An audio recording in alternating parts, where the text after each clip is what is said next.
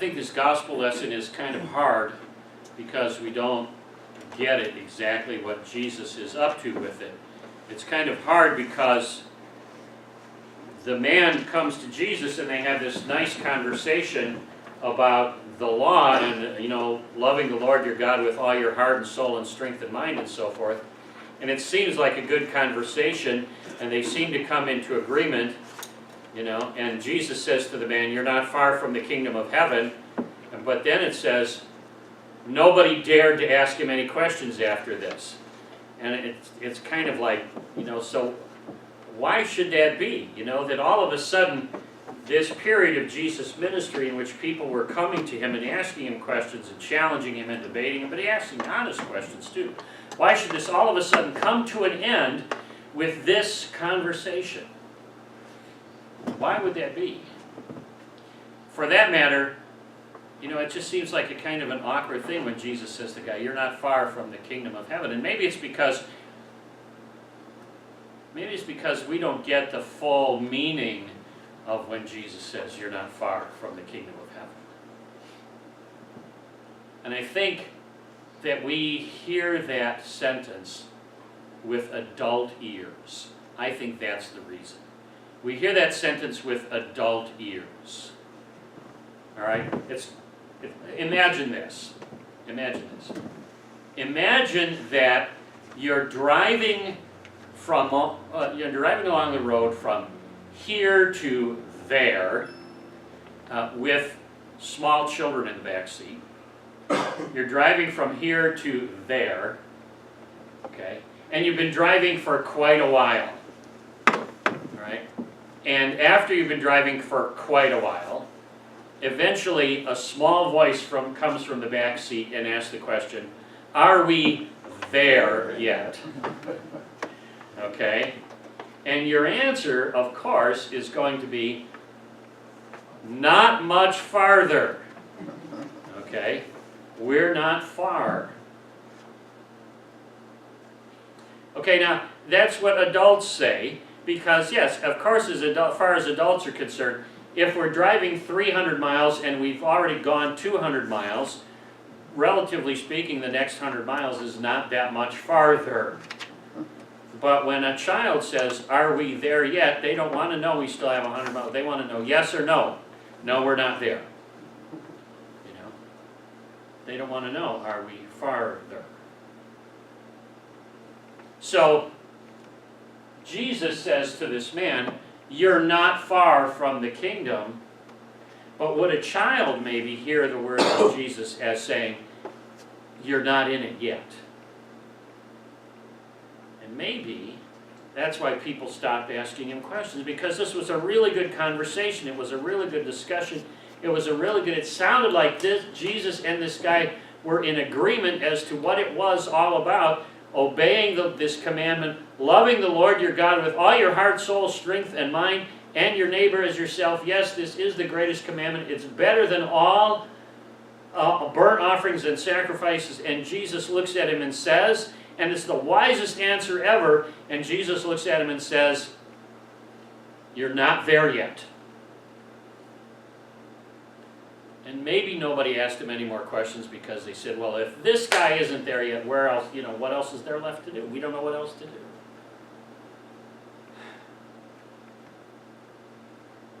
But if that guy isn't there yet, then why not? If it was a wise answer, if it was a good conversation, if he was right. To love the Lord with all your heart, soul, strength, and mind, and your neighbor as yourself, is better than all burnt offerings and sacrifices, and he's still not in the kingdom, then why not? What's the deal with that? Well, I think it's because as human beings, we want the kingdom of heaven to be a sort of a mostly proposition. Okay, like for instance, if the kingdom of heaven worked like this, if there were an angel at the gate with a clipboard checking us off getting into the kingdom of heaven, did you love the Lord your God with all your heart, soul, strength, and mind? And you could say, well, mostly, could you get in or not? You know, I think that's what we'd want it to be. You know, or we'd say, well, I tried. Okay, well, we'll give you an A for effort and let you in. That's kind of what we'd like it to be, because that's the way we human beings are. But what if the angel said, you know, do you guys not remember that it was Yoda who said, do or do not? There is no try. And that's the way heaven works also. Do or do not. There is no try. You either obey it or you don't. You either obey it or you don't your whole life, every moment of your life, 100% of the time. There is no try. So come to heaven and say, did you obey this law? And, well, I tried. No, there is no try. It's do or do not. But I gave it my best shot. No, your best doesn't matter. You did or you did not. Well, cut me some slack. No, there's no such thing as slack in heaven. Doesn't work that way. It's 100% love your Lord your God with all your heart, strength, soul, and mind every moment of your life. And I can pretty well guarantee you that none of us has ever been able to do that. I can guarantee you that none of us is going to be able to do that from this point on, because I can guarantee you that you will not be able, pretty much guarantee you, that you will not be able to survive the rest of this sermon loving the Lord your God with all your mind the rest of the sermon, let alone your heart, soul, and strength. I can promise you that that's probably not going to happen. And you know, we can prove that to you right now. I will challenge you to go for 5 seconds thinking only about God, but don't think about a hippopotamus. Okay, and in order to help you out, I'll count off the 5 seconds. So during those 5 seconds, don't think about a hippopotamus, just think about God. So ready? Here we go. Ready? 1 hippopotamus, 2 hippopotamus, 3 hippopotamus, 4 hippopotamus, 5 hippopotamus. Time's up. Okay. Now, when you get to heaven, you know, and the angel says, have you ever not thought about God? Well, I'll have to honestly say, well, there was that one time when Pastor Cahill tricked us. Sorry. You know, but that's the way the world is, isn't it? I mean, just when we think we're doing okay, the world comes along and distracts us. Mind, heart, soul, strength, whatever. It's not going to work. We'd like to think that it would. We'd like to think that we're nice guys and nice ladies and it'll work. We'd like to hope for the best. We'd like to live in hope. We'd like to think that we're doing good things for other people. We'd like to think that looking out for our neighbors and to loving our neighbors as we do ourselves and those kind of things would give us, you know, would at least give us some credit. Now, they're good things to do. They are good things to do, and they're good things to do in the world. But to do good things in the world is not to be in the kingdom. We do those things because we're in the kingdom, but they don't get us into the kingdom.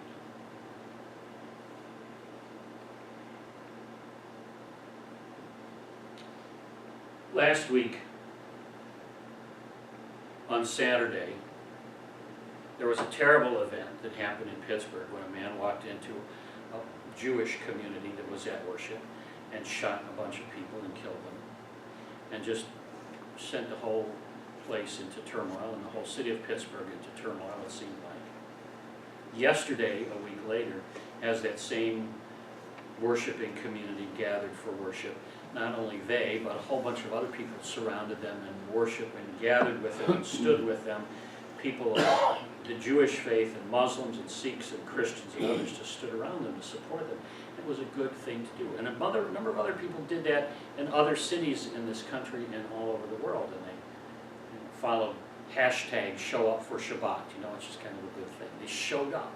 And that's what we ought to do. You know, that's a good human thing to do. Show up when there's tragedy, and show up when our neighbors are in grief and in distress. It doesn't matter who our neighbors are. We ought to show up for them. That's a good thing to do. But showing up doesn't get us into the kingdom. We show up because we're in the kingdom of heaven, not only because we're human. And showing up doesn't make us the people of God. But we do show up sometimes because we are the people of God. But other people who aren't in the kingdom also show up. And sometimes it's hard to tell the difference.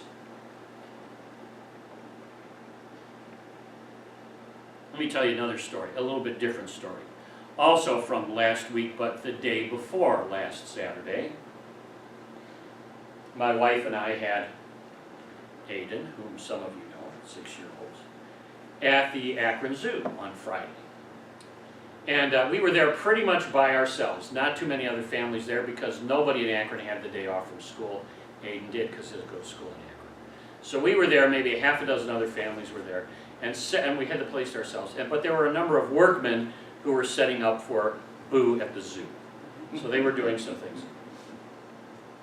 And we were up on the ridge where the bears are, and there's also an exhibit of river otters up there. And as we were looking at something else, I turned, and one of the guys, who was one of the workmen, had a roll of electrical tape. And he was at the otter exhibit, and he was running back and forth along the big plexiglass window at the otter exhibit with his electrical tape against the window. He was running back and forth, and inside the otter enclosure, where it looks like all nice woods and hills and meadows, and then it goes down to the pond, and you can watch the otter swimming in the pond because the window goes underwater. The otter would chase him along the edge of the window from his side in the enclosure, through the grass, and then dive into the pond and swim along with him on his side and do a nice graceful turn and swim back. And the guy ran back and forth, for a couple of minutes he was doing this, running back and forth on his side, and the otter was chasing him on the other side, and he was having a blast. Yeah, the guy was, and so was the otter, I guess. And I said, guys, look at this. And he was laughing, and I started laughing, and we started laughing. And the guy says, I don't know who's chasing who, but we're both getting a lot of exercise. That was pretty good. That was pretty good. And they're separated by only a couple inches of plexiglass. And they were both doing pretty much the same thing. But the otter was inside and he was not. He was not far from being in it, but he was still not in it. I mean, the guy was pretty close to being in that otter place, but he was not actually in it. But they were both doing pretty similar things. And that's what happens sometimes when Christians are in the world. The things that we do in the world with our neighbors, with one another, with people around us, look a whole lot like what other people do, but, they're still... Sometimes other people just are not in the kingdom. Even though what they do looks a lot like what we do. Do we show up at funerals of people who may not be Christians? Of course we do. Just like people who are not Christians show up at funerals of people who may not be Christians. We all do those kinds of things. We all have that compassion in us, and we do that. But the difference is, some of us are in the kingdom and some are not. And there is that wall, that separation, that point where Jesus says to a guy like that guy or like some of those others, you're not far, but you're not in it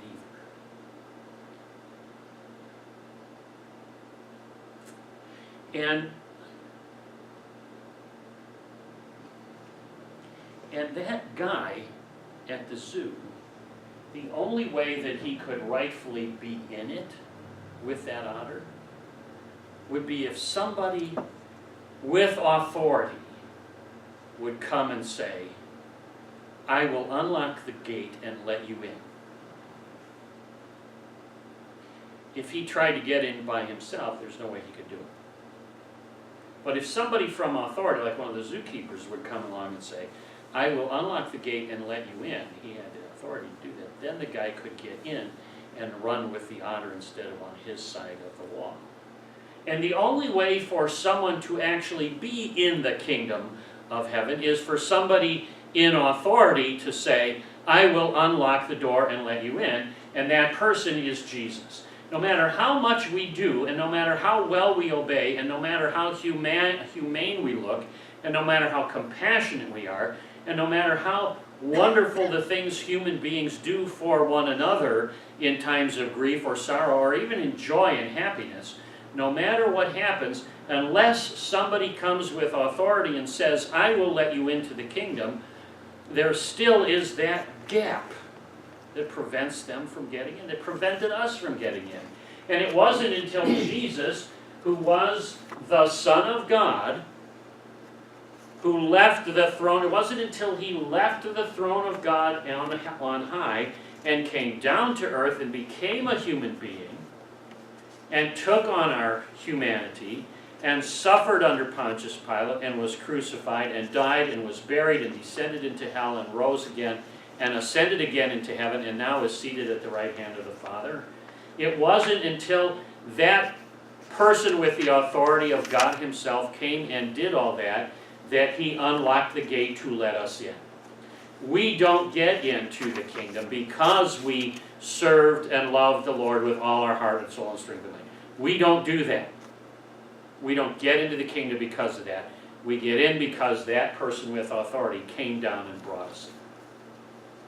Through the work that he did and through the gift of faith that the Holy Spirit gives us. But what we do now is because we're in, like the otters on that side, the things we do still look a lot like loving God with heart and soul and strength and mind. They look a lot like loving our neighbors as ourselves. They look a lot like what a lot of other compassionate and loving and wonderful people do who aren't in the kingdom, but we do it because we're in the kingdom. But without worrying about, if I do this, will I get into it? If I do that, will the angel say yes? If I do that, will I have to beg the angel and say, but I tried? We do that without having to worry about that. We do it because we're already in the kingdom, and it's our joy to be in the kingdom. It's our joy to be with Jesus. It's our joy to be there with him and to know that we're in there with him forever. But what we also don't do, now I can't read, I don't speak otter, and I can't read otter's minds and all that. You know, I don't know if that otter or his friend in that otter enclosure looked at the guy outside and said, ha ha ha, we're in here and you're not, so there. You know, I don't know if he did that. And it would be pretty much wrong of us to do that with other people. You know, it would be pretty much wrong to go to, you know, somebody's funeral and say, ha ha ha, I'm in the kingdom of heaven and you're not. You know, that would not be a good thing to do. It would be much less than compassionate and loving and caring. But maybe a better thing to do would be to look at folks and say, you know what? I see that you're not far from the kingdom of heaven. I see that you're really not far from the kingdom of heaven. And that doesn't mean, ha ha ha, you're not in it. But that just means, maybe that just means you haven't yet met the guy who opens the door. You haven't really met the guy who has the authority to let you in. Come with me and let me introduce you to him. And you can step in. And we'll walk in the kingdom together. And that's why every Sunday in one way or another at the beginning of the service I say, be thinking of a friend that you could invite to come along another time. Somebody that you might know who maybe is right almost there, and that all you need to do is to say, you know what? You're that close. Come with me and we'll introduce you to the guy who has the key to the door and let you in. You're that close. Not, oh, you're that far off, you'll know. But you're that close to the kingdom. And if we walk in the kingdom together, that's what happened with almost all of us, probably. You know, your parents brought you, your grandparents, friends, neighbor, whatever, brought you in. I don't think anybody just spontaneously showed up in the kingdom, the door to the kingdom of heaven. People brought you and said, let's bring you to Jesus.